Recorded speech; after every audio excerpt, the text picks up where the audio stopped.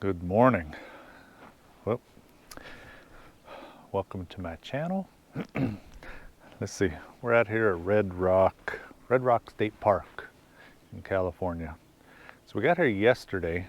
I didn't film anything yesterday when we got here because kind of just got here and got everything set up. And then I'm using a new setup today. So last night was pretty much just getting everything all set up. And then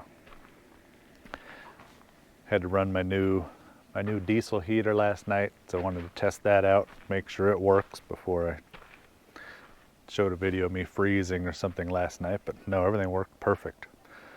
So here's the diesel heater.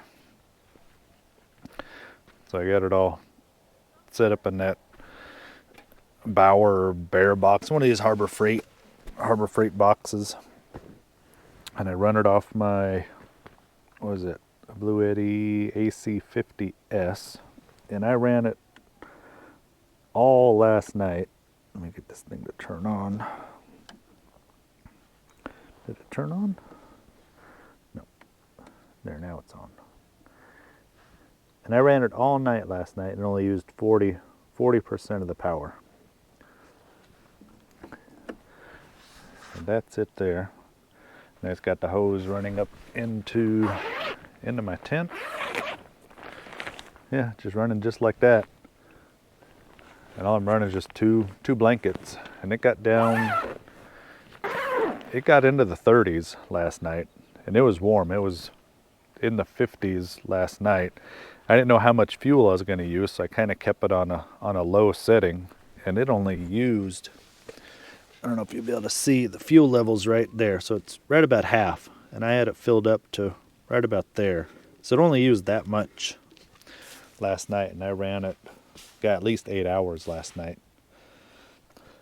So tonight I'll probably turn it up a little higher just to get it even warmer, because man, the wind was blowing last night. And it seemed like every time the wind would blow, it's like it would pull the heat right out of the tent. And the only thing I can think of is over here on the front of the tent, it has this vent right here. I don't know if you can see that vent. So I think if the wind would blow through, it's like it would just suck all the heat right out. But still, it was still warm enough in there. All I was wearing was just my boxers with those two blankets, and I was still plenty warm. I just didn't sleep good because of the wind. But this Joy Totus truck tent, man, that thing's a trooper. It was good. But what was bothering me is these straps. I had these straps loose, so I'd hear them bang. You can see the marks.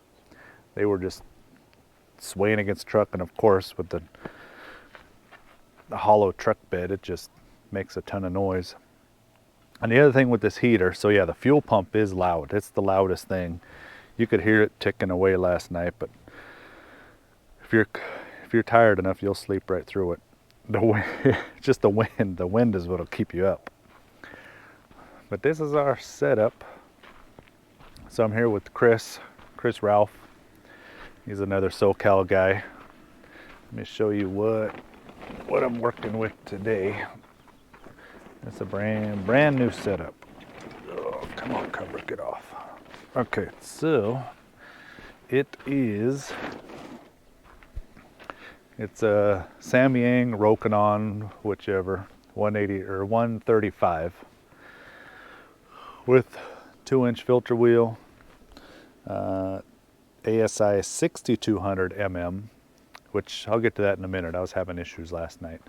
And this is the Astrodinium, the 3D printed setup with the EAF filter wheel or autofocuser, and then ASI Air Plus mounted here on the side, and then the little ASI Mini 120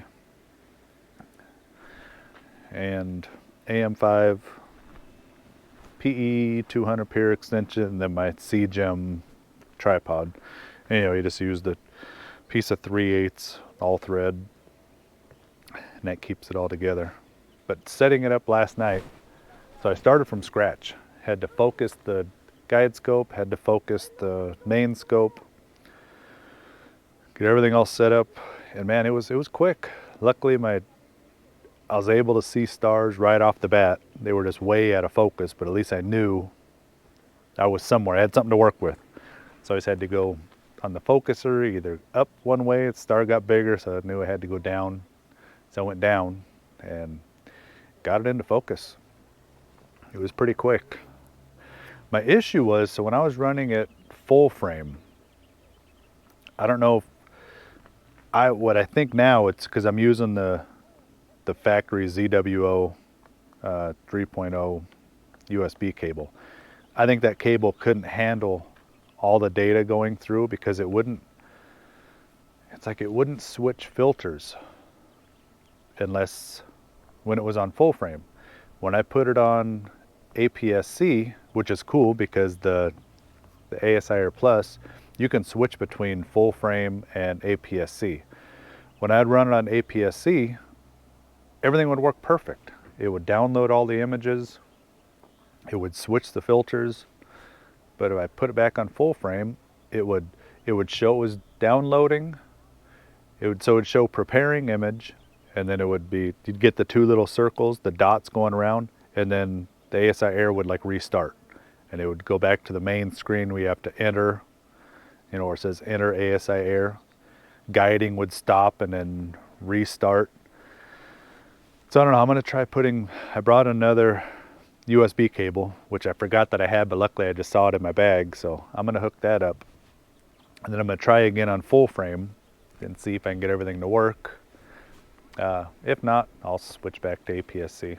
It's all right, but I'd like to shoot at full frame. I'm shooting at 2.8. I think that's what I have it set at. And it started to take flats this morning, but man, the wind was just blowing it. It kept trying to blow my my trace board off. It's why I say it was blowing like crazy. Right now it's calm. There's no wind blowing at all.